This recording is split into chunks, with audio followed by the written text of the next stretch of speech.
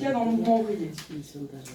Bon, en France, on a eu un petit écho de ces mobilisations à travers les débats publics et le début de mobilisation qu'il y a eu autour du Modern MeToo. Mais on va dire que c'était qu'un petit écho par rapport à ce qui se passe dans de nombreux pays. Et c'est pourquoi, en fait, je donnerai la parole à Monica, qui va nous parler de l'expérience de la lutte des femmes au Chili, de Laia, qui est militante dans l'État espagnol et qui va nous parler du mouvement des femmes en général et plus spécifiquement de ce qui se passe dans l'État espagnol autour de la grève des femmes, qui a été un événement massif et vraiment notable à beaucoup d'égards pour nous, marxistes. Et enfin Carla, qui nous parlera de ce qui se passe en Argentine autour de la lutte de l'avortement. Et on finira les présentations par moi qui parlerai de ce qui s'est passé en France et spécifiquement à Paris autour de MeToo. Donc avant de donner la parole à mes camarades, je voudrais faire trois remarques générales. Bon, d'une part, je parle de lutte des femmes et des femmes en général. Il y aurait deux précautions oratoires à prendre. D'une part, en fait, il serait plus exact de parler de lutte des femmes et des minorités de genre. Donc, pour le faire très vite, une minorité de genre, c'est une personne dont le genre ne correspond pas au genre qui lui a été assigné à la naissance. Alors, pour faire très vite, par exemple, un homme trans qui en fait, va être concerné de prime abord par le mouvement de légalisation de l'avortement, puisque lui-même en fait, peut tomber enceinte. Donc en fait, il faudrait toujours parler de lutte des femmes et des minorités de genre.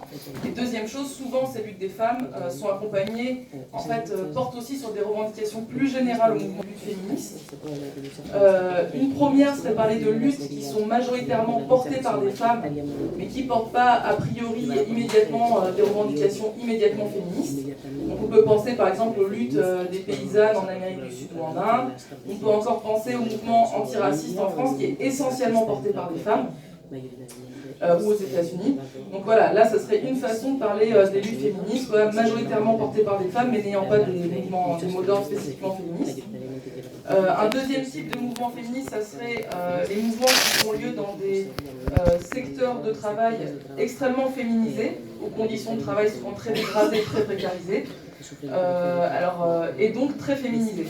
Donc là, c'est tout le cas du tiers secteur. On peut penser en France à toutes les luttes qu'il y a des femmes de ménage et luttes dans la santé.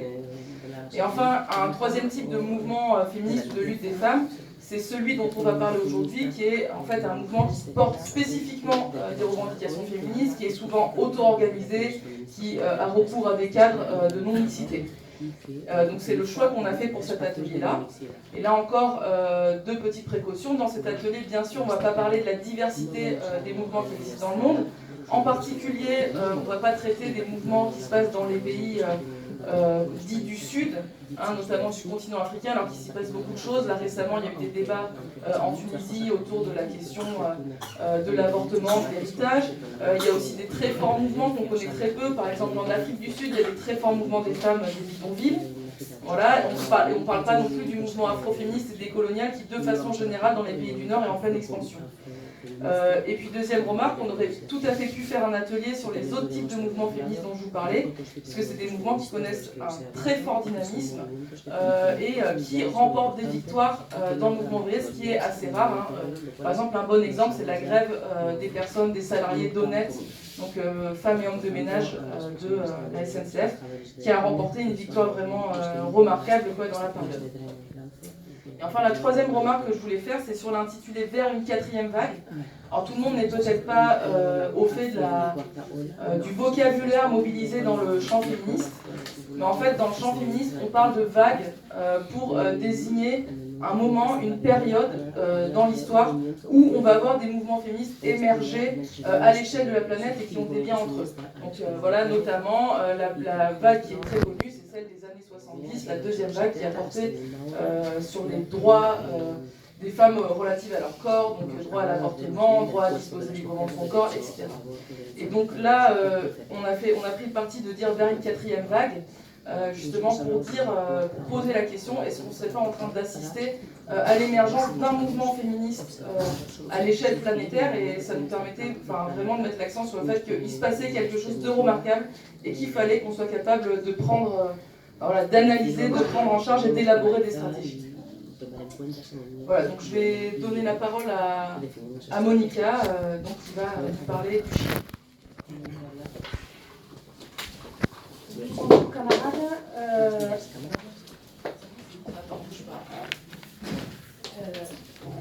Je suis militante du NPA 33 et membre du collectif bordelais pour les droits des femmes.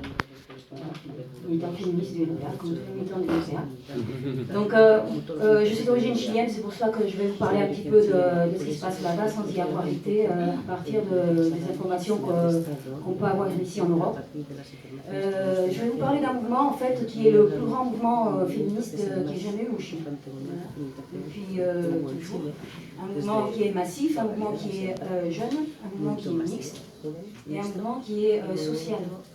Et ce qui le caractérise, c'est que c'est un mouvement indépendant des partis et des syndicats, y compris soi-disant de gauche.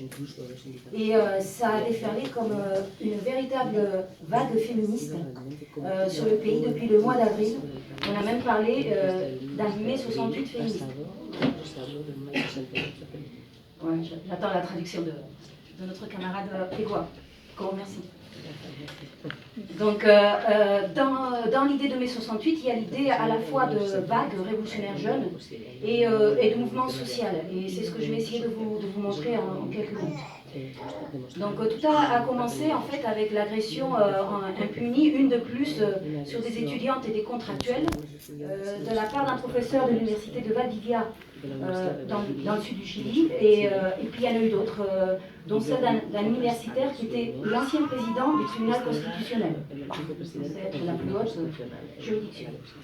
L'administration l'a juste changé de poste, et les propos du ministre de l'Éducation nationale de droite, parlant de petites humiliations et discriminations des femmes à l'université, a été la goutte qui a fait déborder le vase.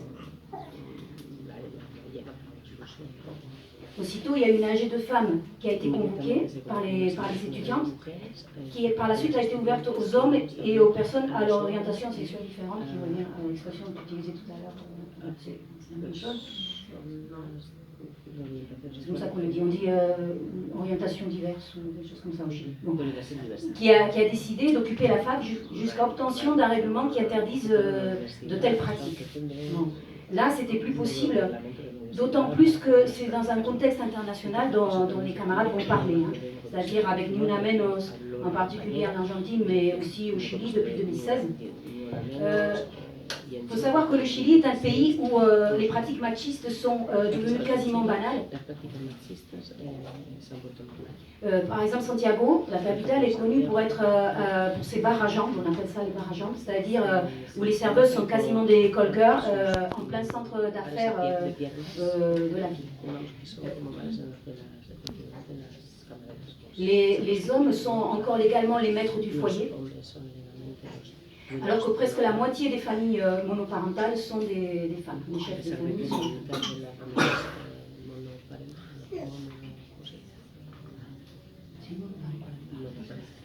L'adultère a été dépénalisé seulement en 1994 et le divorce n'a été autorisé qu'en 2004. Bon, cela dit, ça n'a pas toujours été le cas au Chili. Le Chili n'a pas toujours été en arrière par rapport aux luttes féministes. La lutte des femmes y est très ancienne et elle a la particularité d'avoir été très tôt liée au mouvement ouvrier. Donc, dès 1904, donc dans la période des grandes grèves dans les mines de salpêtre, dont la plus connue peut-être celle de Santa Maria de Quique, une travailleuse, Clotilde Baceta, était déléguée nationale au congrès des mancomunales, qui sont des sortes de collectifs national de lutte, de syndicats. Dans les années 1910, une féministe espagnole, Belén de Sárraga, a créé des cercles féministes en Amérique du Sud, dont dans les centres miniers du nord du Chili, à l'invitation du leader ouvrier socialiste et communiste Luis Emilio Recabarren et sa compagne Teresa Flores, qui est devenue la première dirigeante syndicale nationale en 1923. Donc voilà, je ne vous raconte pas, mais c'est une longue histoire. Il faut savoir par exemple que l'avortement au Chili, pour raison thérapeutique justement, était au moins autorisé jusqu'en 1989, c'est-à-dire sous la dictature de Pinochet, ce qui était très rare dans le continent. Mais non